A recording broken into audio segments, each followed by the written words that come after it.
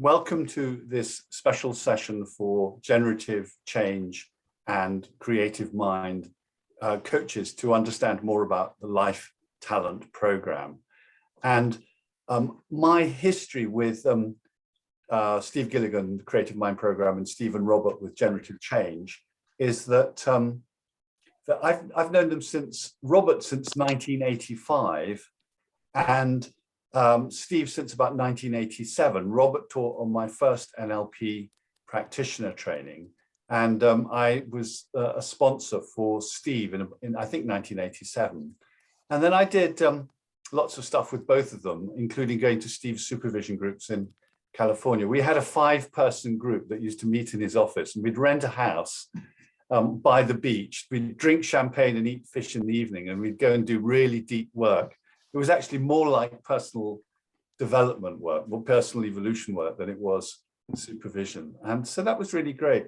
I've written a chapter in one of Steve's books. In his, I can't remember what the book's called now, but it's his self-relations book, The Theory and Practice of Self-Relations. I wrote a chapter in that. And I co-authored a book with Robert Dilts on leadership, although my view of leadership has changed slightly since we wrote that book, I don't know, more than 15 years ago, I think.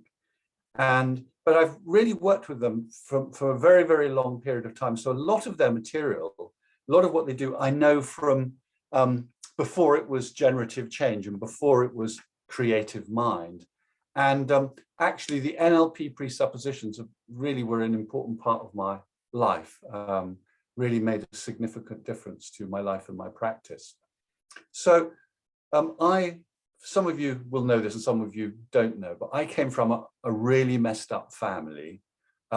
My mother had post-traumatic stress from the Second World War. She was a frontline ambulance driver and won medals for it. My father started a bank, went bankrupt and became alcoholic. My twin brother became a heroin addict and died from a heroin overdose. And there's other stuff in the family lineage which is difficult. And at the age of about 15, a teacher was saying, if I just pull my socks up a little bit, I'd have a successful life. And I looked at this teacher and I just said, but I didn't say this, I thought, I don't want a life like yours. And fortunately, this was 1970. There was a lot of the personal development, new age, sort of age of possibility going on in the world. And so I decided that I would find my own path. And from the age of 15, I started my own journey of personal development, which means I've been on my journey of personal development for over 50 years. It's really hard for me to believe that. And I started with a Tai Chi master, a Chan Buddhist master, Taoist master at the age of 18. I studied the internal Chinese martial arts. And I did many other things, many other spiritual traditions. I studied Tibetan Buddhism at quite an early age, studied Zen as well, trained as a psychotherapist, ran an NLP training school in the late 1980s, early 1990s, decided that I liked the communication part of that best, and went and was one of the people who brought all of that into the business field. And in the early 1990s, became one of the first executive coaches in the UK. Someone at Rolls-Royce Motor Cars was being coached, the managing director was being coached by the first proper business coaching practice. And he wanted to get some coaches for his team. And he just said to me one day, Julian, do you do coaching? And I had enough bravery to say, yes, I do coaching. And that's how I started out with, I was doing 100 days a year at Rolls-Royce Motor Cars for quite a number of years. And then I became a psychotherapist as well, but I've always been involved in personal development and really I've done a very broad range of different things. And Life Talent Program really started with what Iris was talking about, which was, I felt there was something missing in the NLP field, which was how you find your life calling. What's your calling? What's your passion? And I started running workshops on that. And I think in about 2004, I ran the first Life Talent Program. And I've ran it several times during that period, and then again more recently. And at the beginning of lockdown, I'd more or less had enough of executive coaching. I still do a little bit of executive coaching, but it's not my core passion, because a lot of executive coaching is about helping key talent get their boss's job, or there's some top leader who's really good at what they do, except they're cranky in some way. And very often the people who come to executive coaching, and I'm sure I could have changed my profile if I'd wanted to, but a lot of the people who come to executive coaching don't want to change as much as the levels of change that I'm interested in.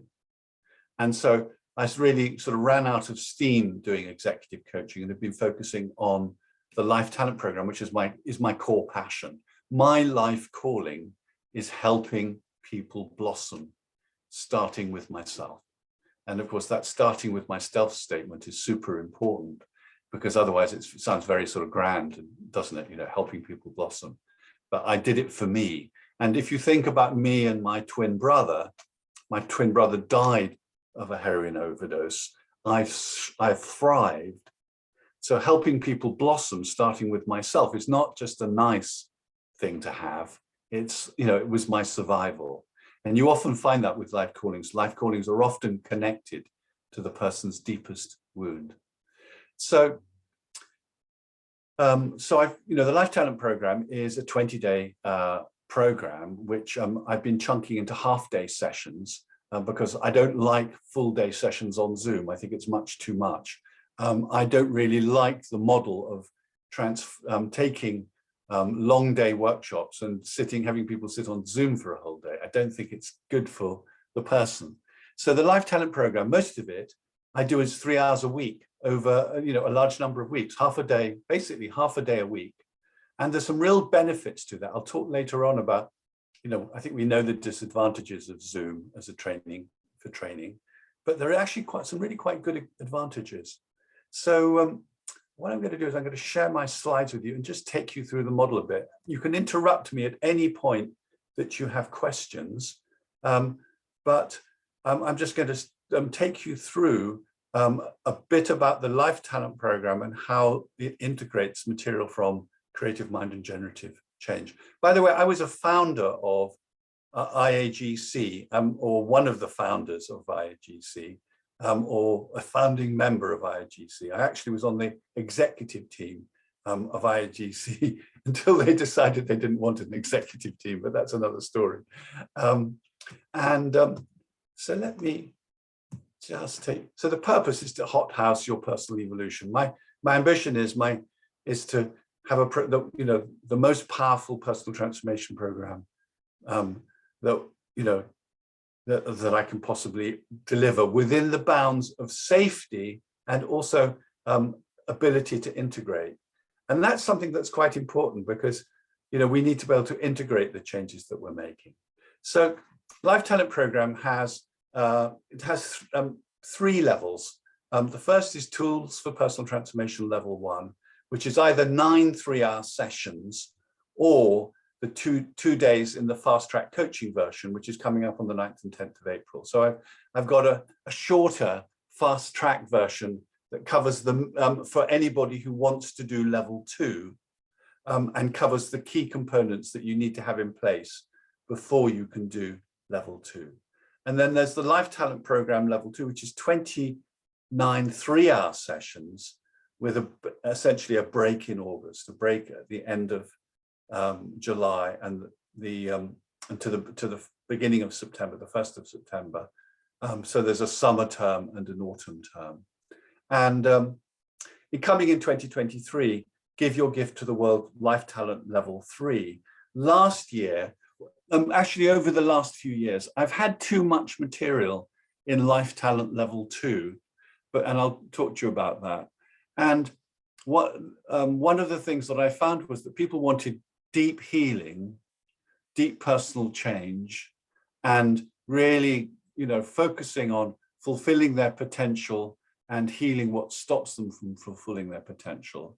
But I was also trying to include material on how you give your gift to the world more fully, how you give your life calling combined with your strength and your psychological resources, and you make that into a brand and put it through your personal business or make it your leadership brand. And that was really just too much for the program. So what I've done is I've stripped that part out and put it into a level 3 program, which will focus on expressing your life calling and your strengths and your uniqueness through in your professional life, whether it's as a business owner or as sole practitioner, or as it could be as a leadership brand, because actually the same set of tools would apply to creating a leadership brand.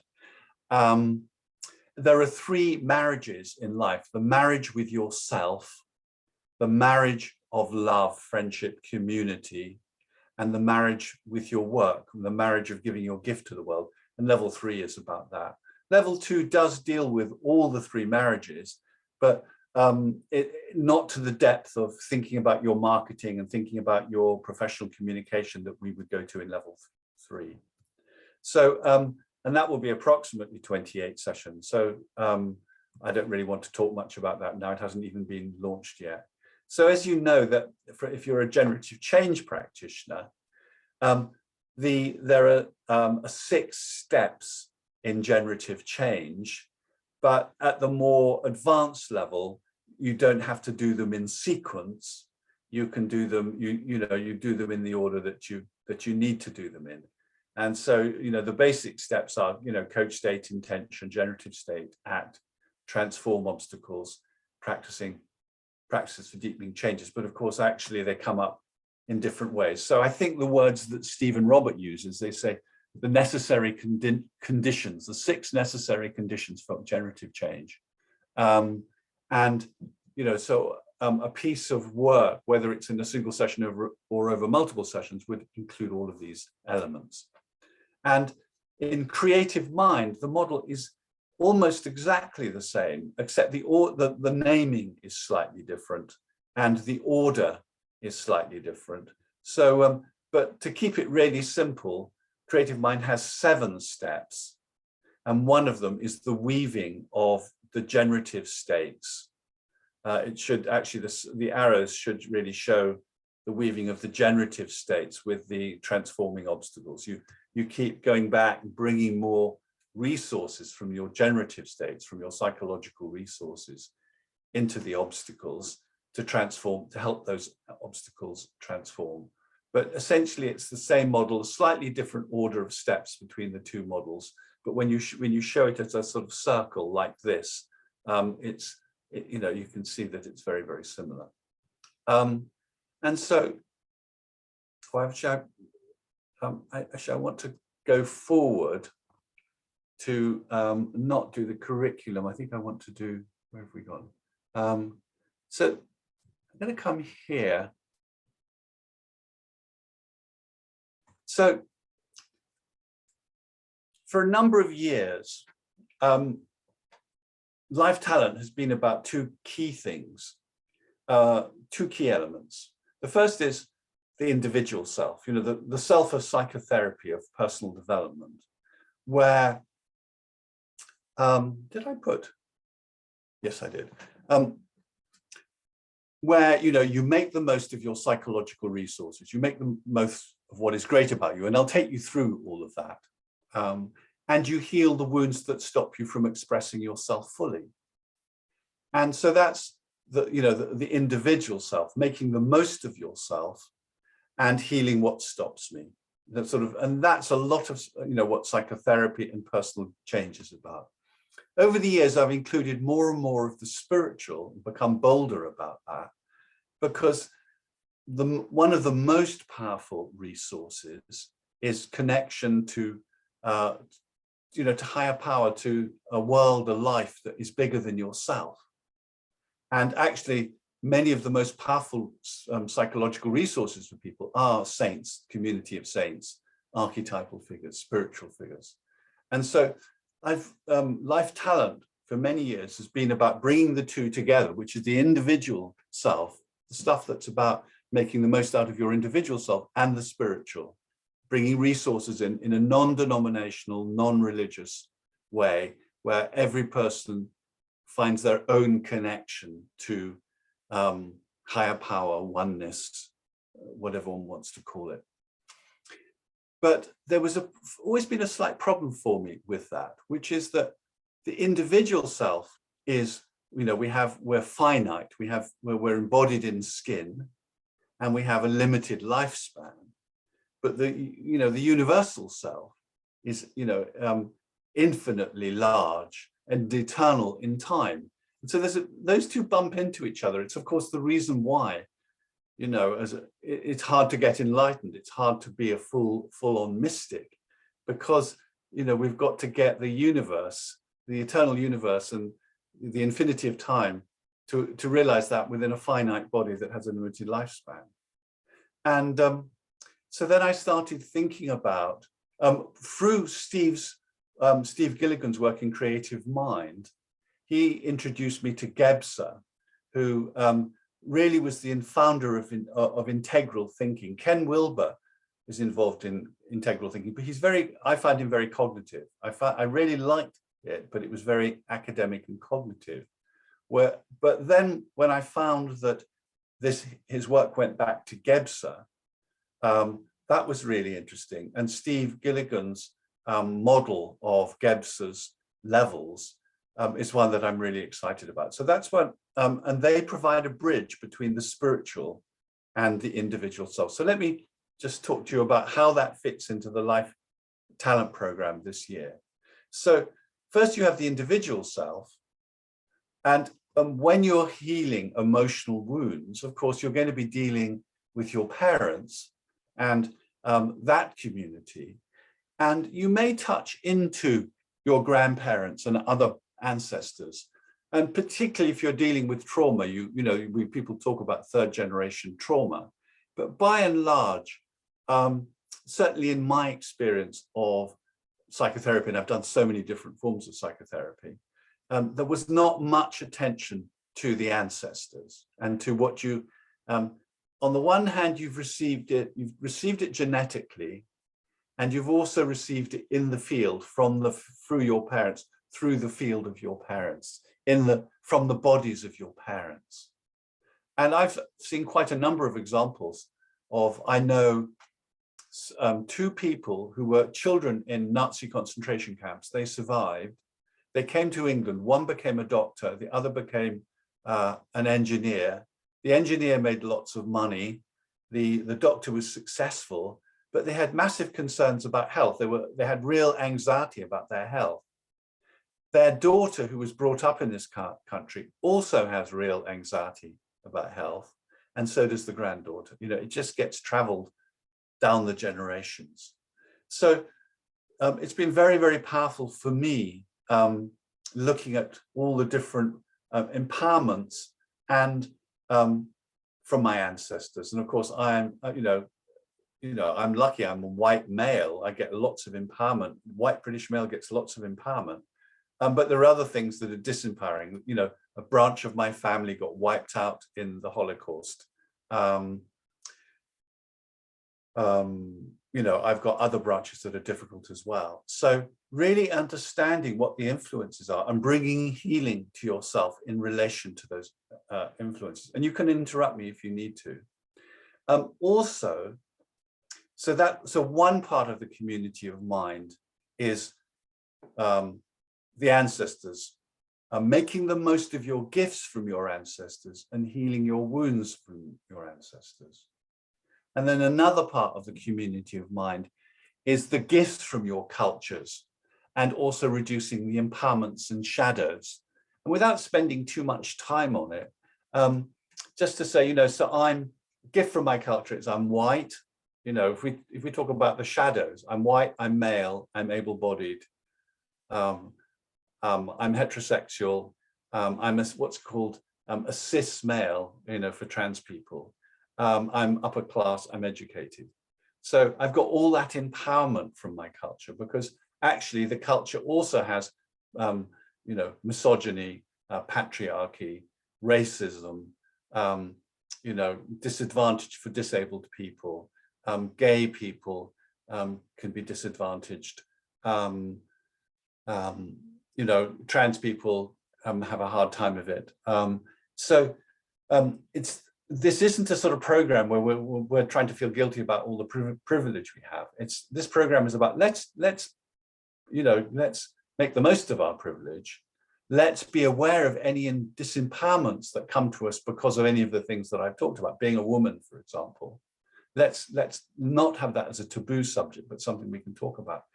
And also, as loving, compassionate people, let's be aware of how this impacts the rest of the population. So we're not heavy on that side, but at least to have awareness about how structural shadows affect the communities in which we're in, and what do we carry from our communities. And it can be really powerful around ancestors. One of the things that I've had to, I've often felt very touched for German people who have to deal with Nazi ancestors. But of course, I have to deal with British colonialists, imperialists in my ancestors. And one of the things that's very interesting for me is that everybody will say, well, you Brits should be, make reparations for what your ancestors did. And that may be true, but that's not the topic of this course. In this course, I will say, in my body, I carry some things in my body from the ancestors who who didn't have to, but created a brutal empire. I carry that in my body. So part of the healing process is to begin to heal the stuff in my body that I carry in my body that's from really quite a number of generations back. And so then, of course, nature is really important. So one level out is nature. We all come from nature.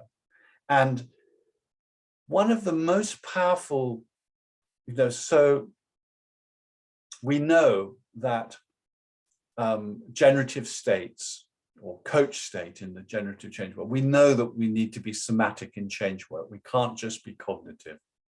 But if the problem's on the level of thinking, you can just change it with thinking. But when the problem is in the body, then you have to work with the body. So it needs to be somatic. And the body is nature. The body is intimately connected with nature. And the natural world and experiencing the world as nature is is such a powerful resource. It's so nourishing, such a powerful resource. And so that to me it's really a powerful antidote to the world of Zoom, the world of business, the very intellectual and mind-orientated world that we live in. And so that's an important part of the program, to maximize those resources. And also in this day and age, to spend a little bit of time about if I court nature, if I build my relationship with nature, if I let myself be nourished by nature, then I also want to give back to nature. I want to, how can I return the gift of nature? With every breath, I am the air. With every mouthful of food, I am the earth. With every drink of water, I am water. The passion in my heart is fire. I am the earth. And so there's something about addressing our relationship with nature, both as individuals, but also as a species. And finally, spirit. Not finally, actually, there's one more step, which is, so what I've noticed with psychological resources, that if I say, these are my mentors, I see them in my mind's eye, I feel their influence, and these are these are my friends who love me and believe in me from my present life and from my childhood. And these are, people that I've never met, like Nelson Mandela or Mahatma Gandhi or, Volodymyr Zelensky, who inspire me. That's great as psychological resources. But if I call on Buddha or Jesus or Padmasambhava or Mother Earth or Abraham or the Hindu gods or any of the mystics, Rumi, that's extremely powerful if you have a connection to some sort of archetypal form, to some higher power. And so those are really powerful resources. Sometimes those are the most powerful resources that people call in to support them psychologically. So that's one aspect of the spiritual. The other is that that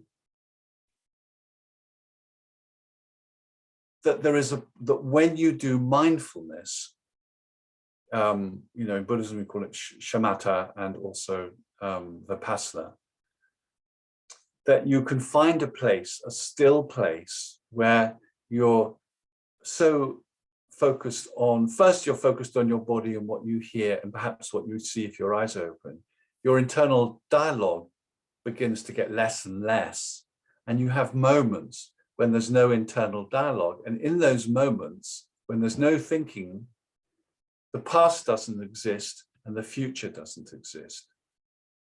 And that's also a moment when you're no longer addicted to your narrative or the story of your life, all the things that are wrong with me, all that's great about me, all the things I'm going to do in the future. Suddenly you go through, a sort of, I can't think what, it's like a wormhole into a reality where there's no past, no future, and thus no fixed identity.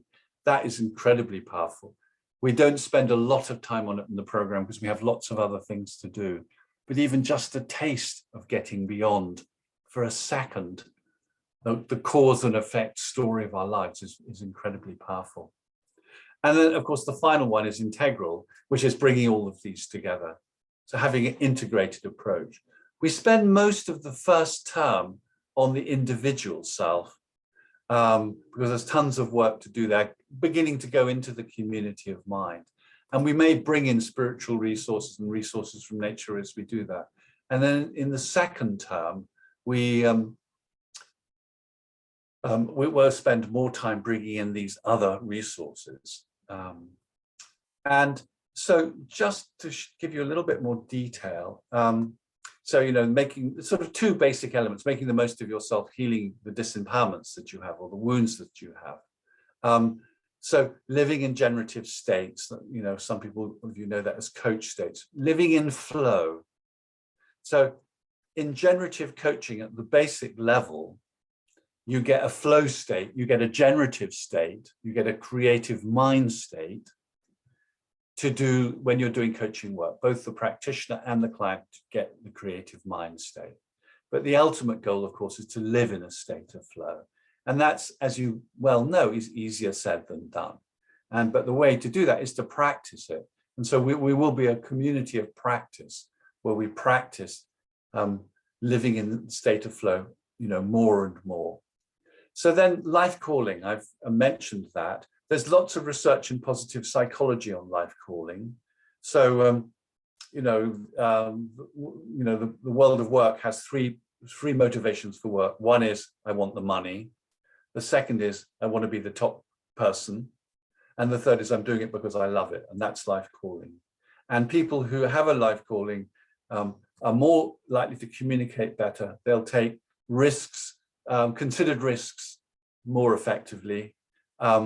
They're more likely to be successful, and they're going to have better health outcomes and more longevity. And in fact, the longevity research says that at whatever age you find a sense of purpose, that increases your longevity. So that for me is very exciting. And it's it's the compass for all the other work. Why am I doing all this personal growth work? So I can live my life calling. And then life calling applies to 3 marriages. The marriage with myself, which is the most important of the 3 marriages, because it underpins the other 2 marriages.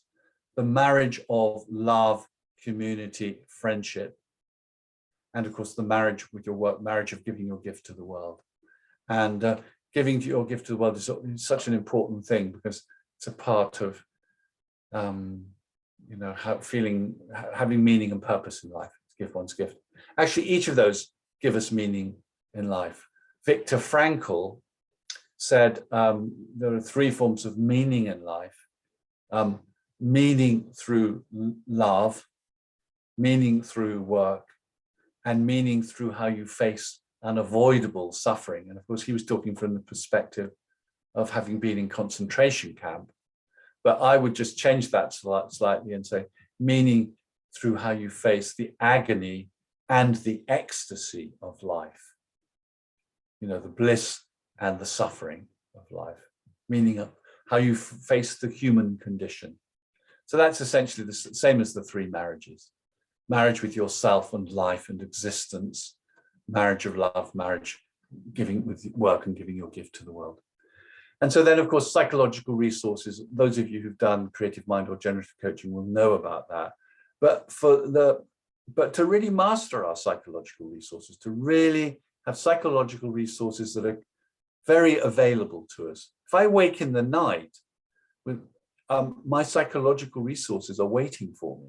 You know, wherever you go, have them around, become very familiar with them. Focusing on strengths. You know, we use the Clifton Strengths test because it's simple and easily understandable. It's like, what am I great at? Combine my life calling with what I'm really good at doing, outsource the stuff that I'm not good at doing, and just focus on what is unique and special about me. So you could say that life callings can be quite general in nature, but when you combine it with strengths, you end up with a very unique role. And then if you say, and I include my personal history, then you know that's your uniqueness. You are the only person in the world seeking to be the master of your own field, which is the combination of your life calling and your strengths. Isn't that a relief? You're not competing with anyone else. The only person you're competing with is yourself. I like people to have a life vision. How will you know you've had a great life? You know, what will you look like, sound like, feel like? What's your criteria for a happy life? Then start tracking towards it. Some people need to, you know, there are parts of life where we say, actually, it's good to have a 3-year goal around writing my book or whatever it is, you know. So smart goals are great, but, you know, but also we need to be able to flow as well. But in terms of a life vision, I like to have general sense of where I want to be with each of my big decades in life. It's quite surprising. When I was doing executive coaching, you have someone who was 40, and then you say, well, you know, talking, what role do I want next? And they hadn't even thought, well, where do you want to be when you retire? They hadn't thought that far ahead.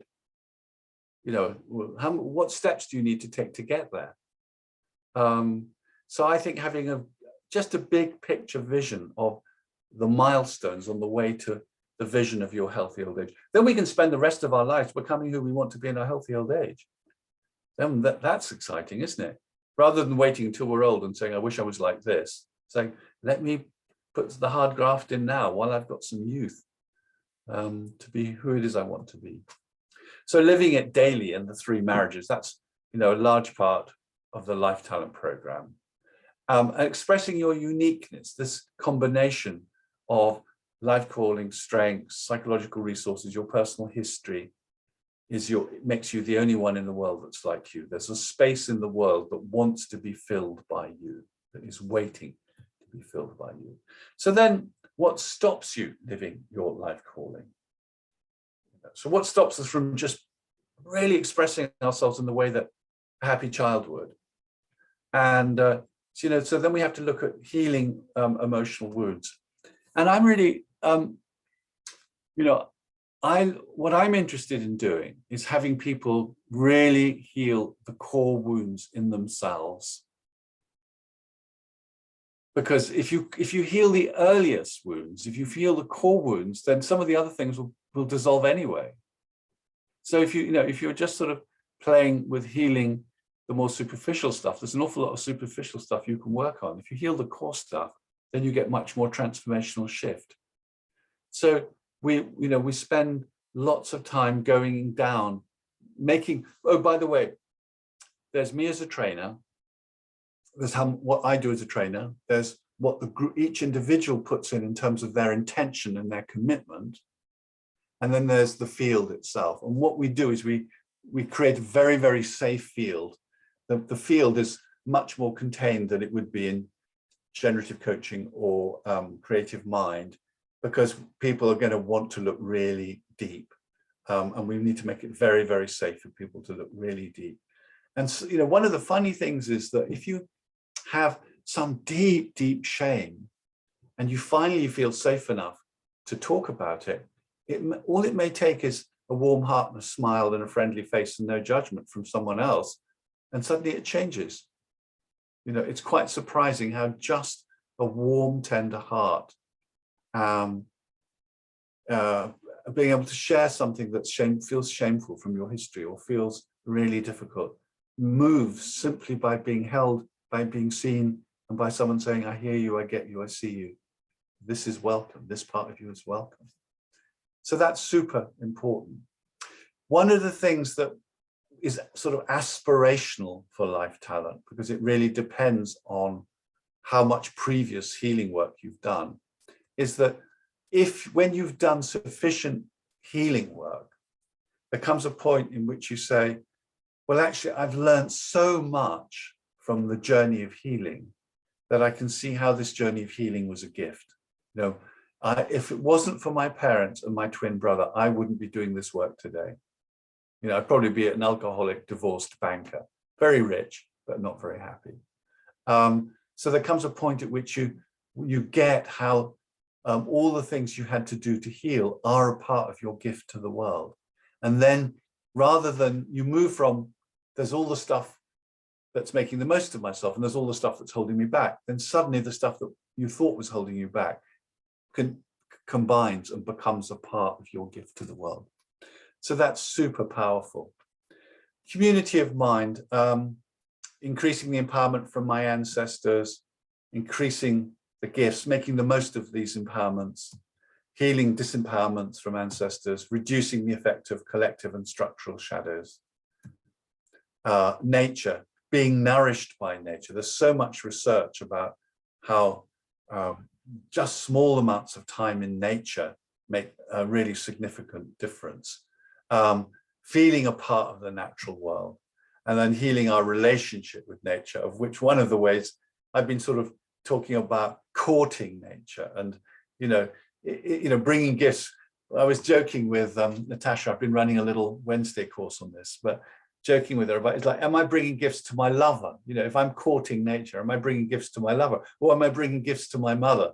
And just, better pick one metaphor or the other, because you don't want to confuse the two. But, if it's Mother Earth, maybe I sort of thought, if I'd had enough time, I should have had a big campaign to turn Mothering Day into giving love to Mother Earth, But so the practice of bringing gifts, even if they're symbolic gifts of respect to Mother Nature, is in itself healing our disconnection from nature. Spirit, and we've already talked about this, developing relationship with something bigger than you, exploring the non-dual beyond the story of life, and healing our feeling of separation from life, identifying with life more than within individual self. If you are a wave on an ocean, then when you disappear back into the ocean, you die. But if you identify with the ocean, then you never die. So which is it going to be more useful to identify with? So that's what the spiritual path is. You start to identify with something bigger than this little conceptual ego. It's a constructed self anyway. So I think pretty much that's all I want to say. I don't know if there's anything else. So let's take questions. What are your questions? How was that? Any questions? Oh, actually, I will say a couple of things. So that practically speaking about the Life Talent Program. So let me give you the structures. So there's a fast track level 1, which is a weekend for a small group of people. It might be only 3 people. For people who, what I find is that Life Talent level 1 starts in January. And then just before Life Talent level 2 starts, all these people say, can I come and play? So I've got this sort of fast track thing where we make sure people have got their life. In that weekend, you get your life calling. We look at your strengths. We show you a key tool around healing emotional wounds. And then that's enough to have you up to speed sufficiently for level 2, which starts about 10 days later. But the basic structure for level 2 is it's 3 hours a week on a Tuesday, 4 p.m. to 7 p.m., where there are home groups. You're in a home group, so you've got the same group of people that you're in contact with every week. There's a presentation and a demonstration from me. There's quite long exercises, longer exercises than they do on creative mind and generative change. This talk is not really a good example because, Steve is one of the brightest, smartest, Steve and Robert, two of the brightest, smartest people I know. I really, really love their work and I really build on their work. But very often, in a whole day's training, you don't get to an exercise until mid-afternoon. I want it to be much more experiential. So I'm always sending people off into exercises because I think, it's that personal work. And we're not expecting people to be expert. So, what we do is, part of what we're doing is teaching people to do deep work with each other. So we're not teaching people to be coaches, but to do deep work with each other, we need certain skills. And so that develops as the program goes on. And then every week, we also have one-to-one coaching with another member of the group. And again, it's randomized. I've got a little app that means that, for whatever it is, number of weeks, you'll get a different person every week until we have to rotate again. And then there's a coaching session that you do somewhere between each of the Tuesday sessions. Then there are sometimes little things to read, nothing very much, occasionally videos, some self-reflection time. There's a WhatsApp group, which particularly used for people to, communicate with each other about who they're coaching, because I send out an email every week that says, these are the coaching questions for the week. These are your partners. Here are the resources. And then people contact each other to set up their coaching sessions. I think that's pretty much everything. Maggie, is there anything that you can think of that I... And so questions, any questions?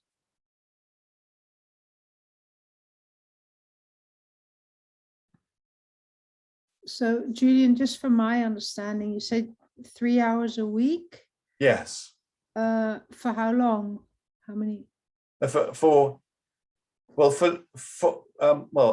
let me see if I can find. I didn't show you those slides. Let's see if I've got them here somewhere.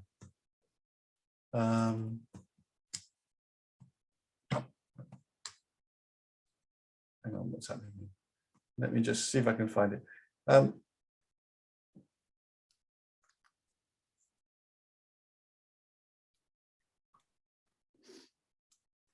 Sorry, just messing around actually. Actually, thank you so much for your presentation. Sure. Really fascinating. Okay, great. Here we go.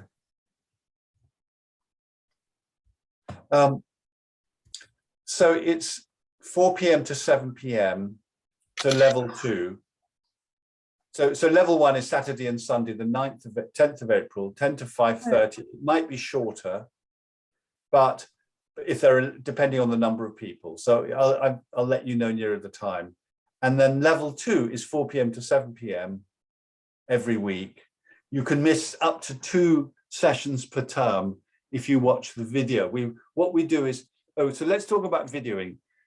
The video is only for the people, for someone who misses a session. If somebody isn't missing a session, we don't video it. It's only available for 1 week. It's not downloadable, and it's only available to the person who missed it. And the reason for that is that people are talking about very intimate and personal things, and we only do it as a favor to someone who has missed the session. And it's all very sort of carefully guarded and password protected and all the rest of it. So yeah, 13 weeks from the 19th of April to the 26th of July, and 16 weeks from the 31st of August to the 14th of December. So it's intense. Yeah. Julian, 31st of August is a Wednesday, not a Tuesday. Sorry, which is 31st? Is it? Okay. Yeah, I look at your website. It's from like 13th of September because I already put on my calendar. It's not from the 13th of September. Let's look at the website. Okay, just let you know. You double check. Yeah, let's double check right now. Oh no, from 6th of September. Oh, 6th of September. Okay, so thank you. That's really helpful. Thank you. Any other questions? So Julian, would you say, I mean, so I really feel I've found my life calling. Great. Would you say it could be really beneficial for this as well? I'm sure I can learn a lot. Oh, well, the life calling, I mean, we do the life calling in that first weekend. I do actually require people to do that first weekend, the life talent level 1. But it's, and you know, if you really say, oh God, I didn't get anything from the first day, then I'll, give you some money back. Or something. No, I'm sure I can get something. But then it's about really shining your life calling more brightly into the 3 marriages. So it's about really saying, okay, now I know what I'm about. Let's have more of it, because I always say the life calling is either starting with myself or for myself and others. Am I getting enough of it for myself? Because people can often be good at giving it to other people, but they're not so good at giving it to themselves. Or sometimes you get someone who, who's very, very wounded, and they've got a life calling around healing, and they say, well, how can I do that for other people? And you have to say, well, go and do therapy for 10 years, and then you'll have something to say to other people. But very often it's the other way around. People want to give it to others, and they're not having enough for themselves. Yeah.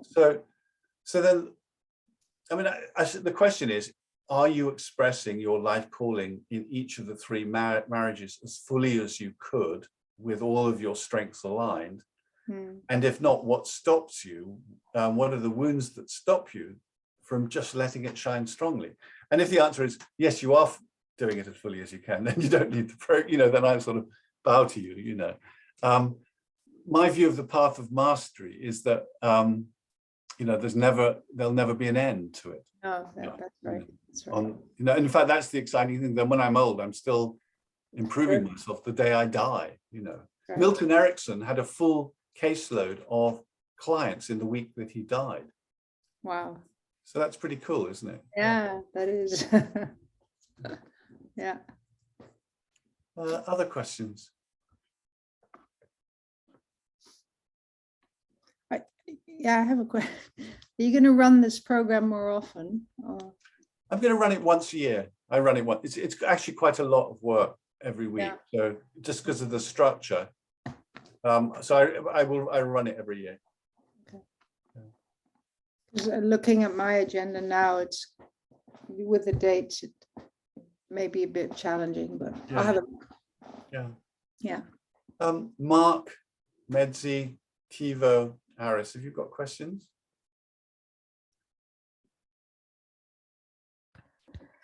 Not me, no, it all seems perfectly clear to me.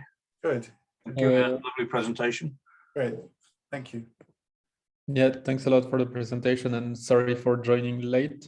I maybe have a question on costs, actually. I might have missed it. I haven't presented anything on cost.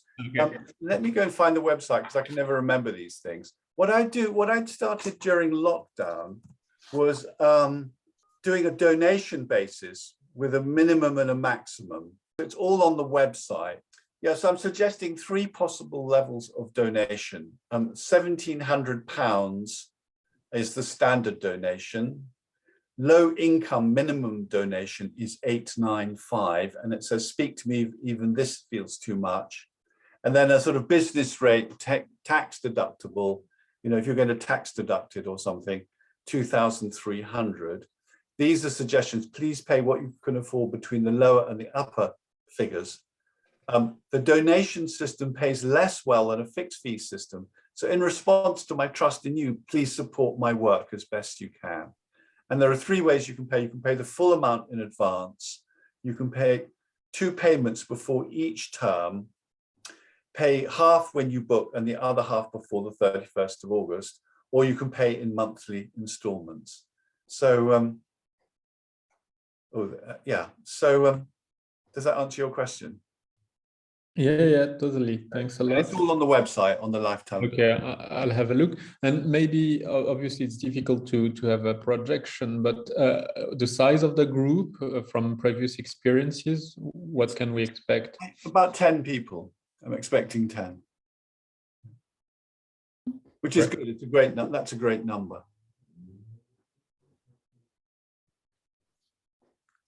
And Maggie will be a teaching assistant on the program. She will be the one teaching assistant on the program. So she's a psychotherapist, has done the Life Talent program twice, and has worked with me for a long time. So anything else? So I think what I'll end with is, it's difficult in a way because I've done quite a cognitive presentation to the group, which is in some ways unfortunate because that doesn't really represent the program.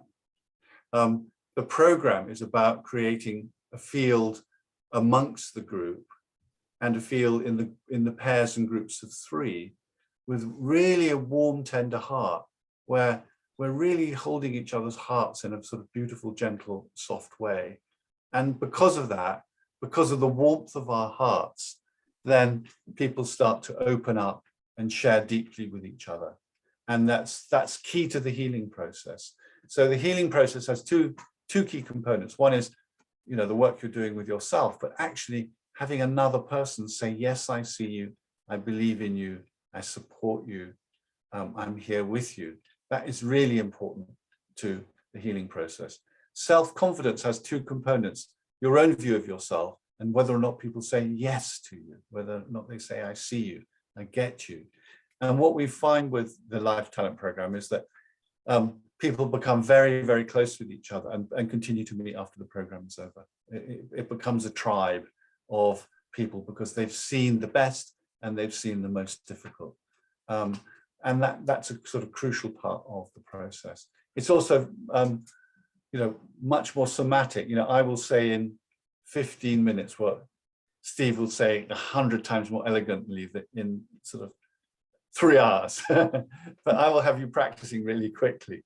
And that's my approach to things, is for us to do it and then talk about it later. So unless there's anything else, we can finish the session and email me if you have any questions. Yeah, really great to have you here today. Thank you. Great. Thank you. Julian? Yeah.